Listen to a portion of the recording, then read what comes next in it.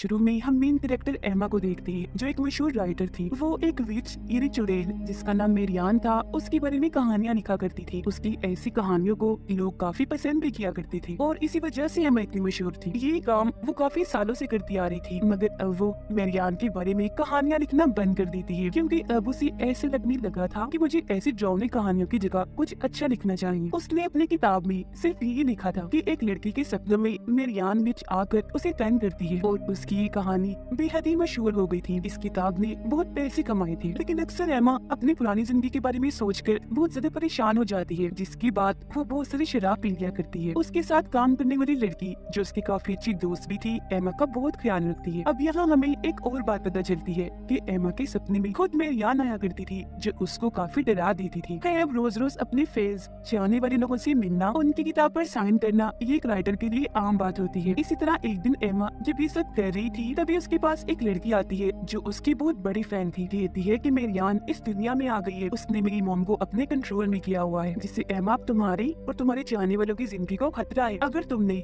Marian के बारे में लिखना बंद कर दिया तो सब मारे जाएंगे। यहाँ पर नोट करने वाली बात ये थी कि इस लड़के की माँ एमा को सपने में डरा रही थी, यानी कि मेरियान की आत्मा उसके अंदर थी। फिर इन बातों पर एमा को यकीन नहीं आता, इसलिए वो लड़की खुद अपनी जान ही लेती है अपनी बात को सही साबित करने के लिए, और साथ ही एक लॉकेट छोड़ती है ये कहकर कि ये मेरी मॉम को दे देना। इस हादसे के बाद एमा को अपने मॉम डैड की फिक्र हुई। अपने घर फोन करती है पर कोई भी फोन नहीं उठाता, क्योंकि वो कई सालों से अकेली रह रही थी, घर नहीं गई। इस बात को लेकर अब वो थोड़ा परेशान हो जाती है। अपने साथी को लेकर अपने टाउन जाती है, जहाँ पर उसके मॉम डैड सही सलामत थे। वो उनके साथ रात गुजारती है और अगली सुबह उस फैन की मॉम से मिलने जाती है जिसने अपनी जान ले ली थी। यहाँ आकर एमा को पता चला कि सच में उस लड़की की मॉम के अंदर मेरियान की आत्मा है, जो एमा से कहती है कि तुम्हें मेरे बारे में लिखते रहना होगा। अगर तुमने ऐसा ना किया तो अच्छा नहीं होगा, मैं तुम्हारी मॉम डैड को मार दूंगी। अब यहाँ एमा की मुलाकात अपने बचपन के दोस्तों से होती है, जो काफी सालों बाद एमा से मिल रही थी। इन चारों दोस्तों से एमा को बहुत प्यार था, खास तौर पर अपने एक मेल फ्रेंड से जिसकी अब शादी हो गई थी। फिर एमा अब कुछ नहीं दिखती, इसीलिए उसके मॉम डैड गायब हो जाते हैं, जो मेरियान का ही काम था। काला जादू करके मेरियान की आत्मा सभी लोगों को अपने कंट्रोल में किया करती थी। यहाँ हमें एक चमड़ी से बनी पोटली भी दिखाई जाती है, जिसका मतलब ये था कि वो जहाँ पर भी होगी सबको अपने कंट्रोल में करती रहेगी। एमा अब फिर से अपनी कहानी लिखना शुरू करती है और जो भी वो लिख रही थी सब कुछ सच होता जा रहा था, जिसके फौरन बाद एमा की मोम खुद ब खुद घर वापस आ गई। पर उनकी हालत बहुत खराब थी, क्योंकि अभी भी वो मेरियान के कब्जे में थी और एमा को बुरा भला बोलने लगती है। लेकिन यहाँ उसके डैड अभी भी गायब थे, क्योंकि मेरियान चाहती थी कि एमा अभी भी उसके बारे में लिखती रही। यहाँ पर अब उसकी मदद एक इंस्पेक्टर करता है, जो काले जादू के बारे में बहुत अच्छे से जानता था और एमा का बहुत अच्छा दोस्त भी था। लेकिन यहाँ पर अजीब बात ये थी कि मेरियान दिन में भी लोगों के दिमाग को अपने कब्जे में कर सकती थी और जो चाहे वो नजारा दिखा सकती थी। अब एमा की इस टाउन में आते ही हम समझ पाते हैं कि आखिर हुआ क्या था, मेरियान भी कौन थी और बार बार एमा के सपनों में क्यों आती थी। तो मेरियान 1587 में ट्यूसडे के दिन पैदा हुई थी और जब वो 7 साल की हुई तो उसका घर जलकर राख हो गया, जहाँ से सिर्फ मेरियान और उसकी बिल्ली ही बाहर आई। फिर मेरियान को उसकी बहन ने पाल पोस कर बड़ा किया, मगर वो जगह भी जल्दी खत्म हो गई। यहाँ पर अजीब बात ये थी कि सब मारे गए, सिर्फ मेरियान और उसकी बिल्ली ही बच गई। फिर 17 साल की उम्र में उसकी शादी हुई, उसका एक बच्चा भी हुआ। पर जब वो 3 साल का हुआ तो मेरियान ने खुद ही उस बच्चे को आग के काफी नजदीक रख दिया, जिससे वो जलकर मारा गया। इसके बाद उसके 2 और बच्चे हुए, लेकिन उन्हें भी एक दिन वो घने जंगल में ले गई। लेकिन जब वापस आई तो उसके साथ उसके बच्चे नहीं थे, वो अकेली थी, जिसका मतलब था कि उन्हें भी मेरियान ने मार दिया होगा। आकर उसने बहुत ही खतरनाक काम किया, उसने अपने हस्बैंड का गला काट दिया और शैतान के सामने उसके साथी डीमन से शादी कर ली। यानी कि मेरियान शुरू से ही काले जादू जैसे काम किया करती थी, मगर फिर उसे प्रीस्ट और कुछ लोगों ने पकड़ लिया, क्योंकि उस जगह पर बहुत सारे बड़े और बच्चे मारे गए थे। फिर सबने मिलकर उस पर क्रॉस वाला कपड़ा लगाकर उसे लटका दिया। मगर मेरियान का कहना था कि मैं कभी हार नहीं मानती, आने वाले वक्त में मैं दोबारा आकर तुम लोगों और तुम्हारे बच्चों को तंग करूंगी, क्योंकि मैं खाली हाथ कभी नहीं जाती, हमेशा अपने साथ कुछ न कुछ लेकर जाती हूँ। तो अब उसे 15 फीट जमीन के नीचे दबा दिया गया और उसने जो डीमन से शादी की थी वो एग्रीमेंट भी साथ दफन कर दिया, ताकि उसे जलाया जा सके। प्रीस्ट उसे जलाने में नाकाम रही तो ऐसे उसे दफन कर दिया गया। यानी कि मेरियान को ठीक तरह से कभी खत्म ही नहीं किया गया था। उसकी कब्र बिल्कुल एमा के घर के सामने थी, इसीलिए बचपन में एक बार एमा उसके पास गई, जहाँ छोटा सा सुराग था। उसने जब सुराग के अंदर देखा तो एक अजीब सी आवाज सुनाई दी कि मेरियान उसके जरिए दुनिया में आना चाहती है। यानी कि मेरियान ने एमा को ही चुना था कि वो ही इसे इस दुनिया में दोबारा लाएगी। तो तब से एमा को मेरियान की डरावनी सपने आने लगे। बचपन से वो मेरियान को अपने सपनों में देख रही थी, तो जब थोड़ी बड़ी हुई तो इस सब जिसके बारे में उसने अपने दोस्तों को बताया। वो सभी मिलकर रात के वक्त मेरियान की आत्मा को बुलाने का जादू करते हैं, जिसमें वो कामयाब रही। पर मेरियान की आत्मा एमा के अंदर आकर सबको डरा देती है, जिससे यहाँ पर उसकी एक दोस्त तो बहुत ज्यादा डर गई और एमा से बात करना भी बंद कर देती है। अब जब मेरियान की आत्मा उसके अंदर आई तो उसने एमा के दोस्तों को ये कहा कि तुम सब जिनसे प्यार करती हो उन सबको मुझसे खतरा है। जिसके बाद जो दोस्त एमा से बात नहीं कर रही थी, एमा उससे बात करने के लिए उसकी छोटी बहन के पास स्कूल में जाती है ताकि उसके जरिए वो बात कर सके, जहाँ पर उस बीच मेरियान ने आकर उसकी दोस्त की बहन को मार दिया। और ये सब कुछ एमा अपनी आंखों से देख चुकी थी, पर इस बारे में एमा ने किसी को कुछ भी नहीं बताया क्योंकि वो इस हादसे की वजह से बहुत डर गई थी। एमा अब चर्च में जाकर फादर से मिलती है।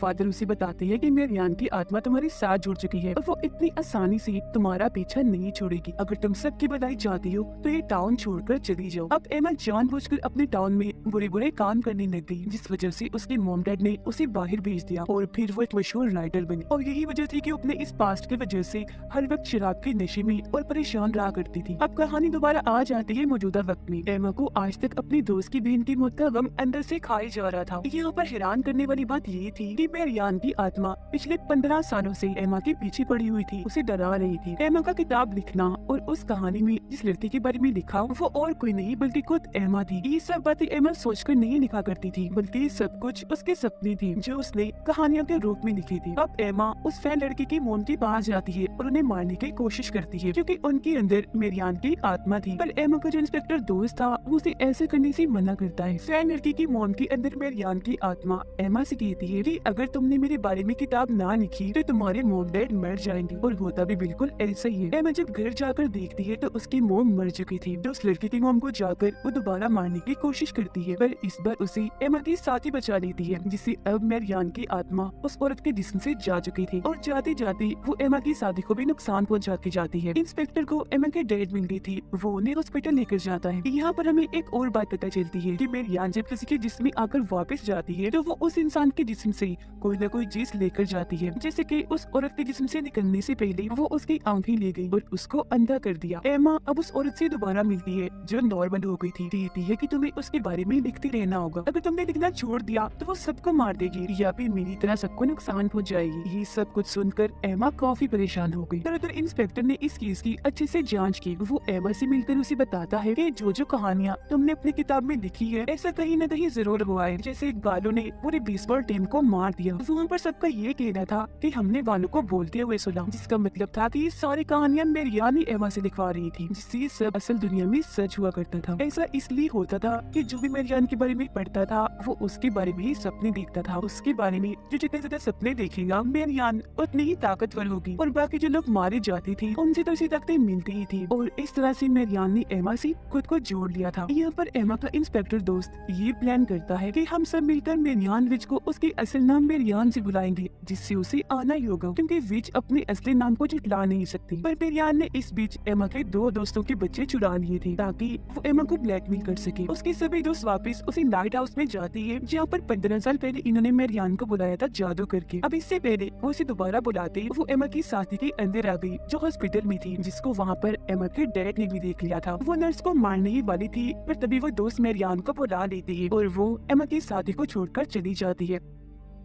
इन सब का प्लान ये था कि जब वो यहाँ पर आएगी तो ये लोग उसकी आत्मा को डॉग के अंदर कैद करके कहीं पर बांध देंगे ताकि वो और किसी को नुकसान न पहुंचाए। पर मेरियान बहुत चालाक थी, वो इंस्पेक्टर के अंदर आकर उसे ही मार देती है और साथ ही एमा की एक और दोस्त को भी। अब एमा के सभी दोस्त यही चाहते थे कि वो मेरियान के बारे में लिखती रही ताकि सबकी जान बच जाए। इसी रात जब एमा घर थी तो उसका वो मेल फ्रेंड आता है जिससे वो प्यार करती है और ये दोनों एक साथ रात गुजारती है। पर जब सुबह होती है तो वहाँ पर कोई भी नहीं था। तभी बेल बजती है। जब एमा जाकर देखती है तो दरवाजे पर चर्च के फादर थे जिसको क्रॉस का निशान दिखाते हैं, जिससे एमा डर गई थी। वो फिर उसे मारने लगी जिससे एमा के मुंह से खून आने लगा। वो जल्दी से अपने कमरे में चली जाती है क्योंकि उसके कानों में फादर जो मंदिर दे रही थी वो उसे सुने नहीं जा रही थी। फादर देखती है कि उसने एक और कहानी लिखी है जो उसे नहीं लिखनी चाहिए थी। फादर उसे बताते हैं कि आज ट्यूसडे है और फिर से मेरियान ने जन्म लिया है और वो तुम हो एमा, तुम्हारे जिस्म में मेरियान है। पर वो तो इस बात को मानने से इनकार कर देती है। मगर जब फादर उससे ये पूछती है कि तुम मेरियान मेरियान हो,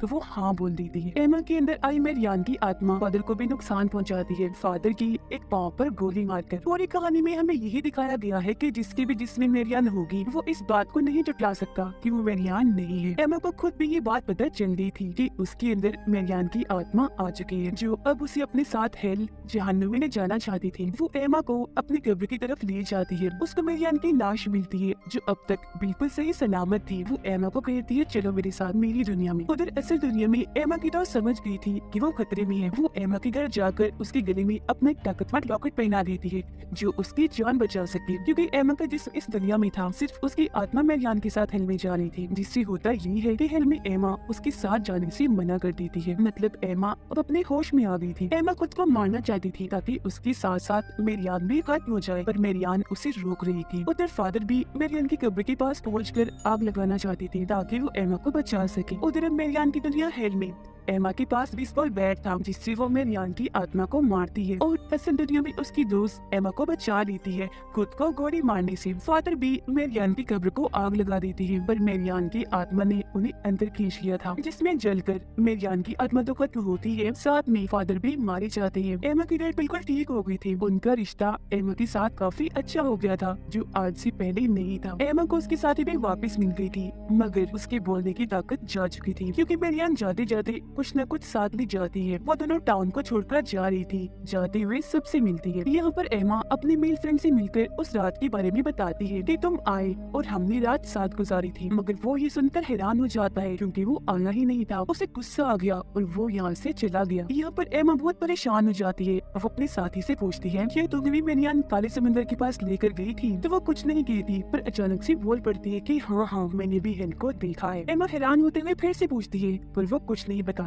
एमा को सारे रास्ते उल्टी आ रही थी। उसके साथ ही उसके लिए प्रेगनेंसी किट लेकर आती है, चेक करने के लिए कि कहीं वो माँ तो नहीं बनने वाली। एमा कहती है, क्या मजाक है, ऐसा कुछ नहीं हो सकता, मेरी शादी नहीं हुई। लेकिन जब वो टेस्ट करती है तो सच में वो माँ बनने वाली थी। अब यहाँ उसकी माँ बनने की दो वजह हो सकती है। हो सकता है उस रात एमा के दोस्त के रूप में डीमन आया हो। वो रात एमा के साथ रहा क्योंकि वो मेरियान को दोबारा जिंदा करना चाहता है और एमा के पेट में मेरियान का ही रूप है। दूसरी वजह ये हो सकती है कि उस रात मेरियान ने खुद उसके दोस्त को अपने कंट्रोल में करके एमा के पास ले जाओ, ताकि एमा के जरिए मेरियान का दूसरा जन्म हो। मतलब वो एमा से पैदा हो, क्योंकि शुरू से उसने एमा को ही चुना। आपको क्या लगता है, कमेंट सेक्शन में जरूर बताइएगा। और इसी सीन और सस्पेंस के साथ ही ये सीरीज इधर ही खत्म हो जाती है।